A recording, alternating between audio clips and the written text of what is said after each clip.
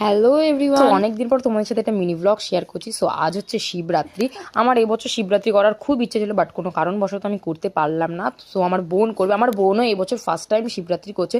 So যাই হোক, এখানে আমি স্নান টান করে লাঞ্চ করতে বসে পড়েছি। লাঞ্চে ছিল চিকেন আর কচু ভর্তা। তো তারপর দুপুরের দিকে আমার একটা ব্লিঙ্কিট থেকে পার্সেল চলে আসলো। তো আমি অর্ডার করেছিলাম মার্সের এই লিপ গ্লসটা। তো তারপরে সন্ধ্যার দিকে রেডি হতে বসে পড়লাম। সো আমার বোন পরছে হচ্ছে এই সুন্দর নীল রঙের শাড়িটা, আর আমি জাস্ট একটা সিম্পল চুড়িদার পরেই যাচ্ছি, জাস্ট ওর সাথে যাবো আর কি। সো আমরা দুজন পুরোপুরি রেডি। আমার বোনকে তো ভীষণই পরিমাণে মিষ্টি লাগছে, নীল রঙের শাড়িটা পরে ওকে একটু বেশি ভালো লাগছে। তো আমার বোন আর বোনের বেস্ট ফ্রেন্ড একসাথে ওরা আজকে পুজো দেবে। সো ওরা দুজন আজকে পুরো ম্যাচিং ম্যাচিং পড়েছে। তো শিবরাত্রি যেহেতু দুটো টাইমে লেগেছিল, একটা 4টে থেকে 6টা আর একটা 6টা থেকে 9টা। তো ওরা গেছিলো হচ্ছে প্রায় 7টা কি 7টা 15 টাকা, এর জন্য একটু বেশি ভিড় হয়ে গেছিলো।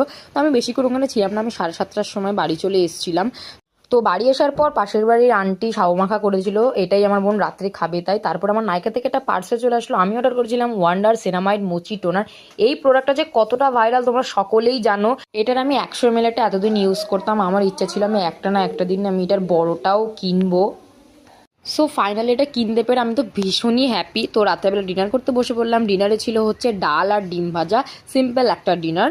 সো তারপরে রাত্রেবেলা স্কিন কেয়ার করে নিলাম। So that's it for today, see you in my next ব্লগটা। বাই।